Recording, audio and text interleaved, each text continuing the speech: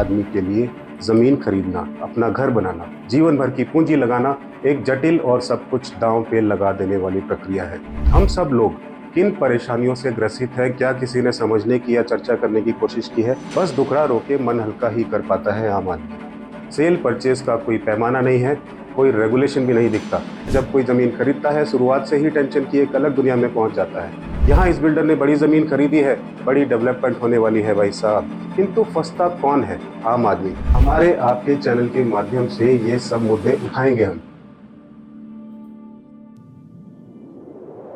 New इरा world यानी कि नए युग की नई दुनिया में फिर से आपका स्वागत है।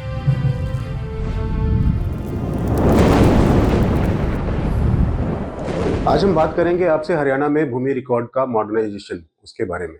हरियाणा में भूमि रिकॉर्ड का मॉडर्नाइजेशन यानी कि आधुनिकीकरण मुख्य रूप से digital India land record modernisation programme DILRMP के माध्यम से किया जाता है, जिसमें मौजूदा भूमि रिकॉर्ड को डिजिटल बनाना, संपत्ति की जानकारी तक पहुंचने के लिए एक सेंट्रलाइज्ड ऑनलाइन सिस्टम बनाना और भूमि रिकॉर्ड को प्रभावी ढंग से प्रबंधित करने के लिए हैरिस यानी कि हरियाणा रजिस्ट्रेशन इंफॉर्मेशन सिस्टम जैसे सॉफ्टवेयर का उपयोग करना शामिल है, जिससे नागरिकों को जमाबंदी वेबसाइट के माध्यम से जमाबंदी यानी कि लैंड ओनरशिप डिटेल्स जैसे विवरण ऑनलाइन देखने की अनुमति मिलती है। आप देख पाते हैं। हरियाणा में भूमि रिकॉर्ड आधुनिकीकरण के मुख्य पहलुओं की अगर हम बात करें, की एस्पेक्ट्स की अगर हम बात करें, तो डिजिटलाइजेशन इसमें पहला है। मौजूदा भूमि दस्तावेज जैसे कि भूकर मानचित्र, खसरा, गिरदावरी, रजिस्टर और फील्ड बुक को स्कैन और डिजिटलीकरण करके उन्हें ऑनलाइन पहुंच के योग्य बनाना। उसके बाद बात आती है इंटीग्रेटेड सिस्टम की। प्रॉपर्टी रजिस्ट्रेशन और लैंड रिकॉर्ड्स डाटा दोनों को मैनेज करने के लिए हैरिस और हेलरिस के माध्यम से एक यूनिफाइड प्लेटफॉर्म विकसित करना, विभिन्न भूमि रिकॉर्ड के बीच सीमलेस एक्सेस और लिंकेज को सक्षम करना। ऑनलाइन एक्सेस की अगर हम बात करें तो नागरिकों यानी सिटीजन्स को मालिक का नाम, खसरा नंबर और खेवट नंबर जैसे विवरणों का उपयोग करके जमाबंदी वेबसाइट के माध्यम से अपने भूमि रिकॉर्ड को ऑनलाइन देखने और डाउनलोड करने की क्षमता प्रदान करना। बात आती है ट्रांसपेरेंसी और अकाउंटेबिलिटी की। भूमि रिकॉर्ड को आसानी से सुलभ और ऑनलाइन वेरिफिकेशन के योग्य बनाकर भ्रष्टाचार विवादों को कम करना भी एक प्राथमिकता है। भू नक्शा इंटीग्रेशन की अगर हम बात करें तो प्रॉपर्टी डिटेल्स का कॉम्प्रहेंसिव व्यू प्रदान करने के लिए डिजिटल भू नक्शा को टेक्सचुअल लैंड रिकॉर्ड्स के साथ जोड़ना। प्रगति के बावजूद पुराने रिकॉर्ड को अपडेट करने, विसंगतियों यानी कि डिस्क्रिपेंसीज को दूर करने और भूमि रिकॉर्ड तक ऑनलाइन पहुंच के बारे में व्यापक जागरूकता सुनिश्चित करने में चुनौतियां बनी हुई हैं।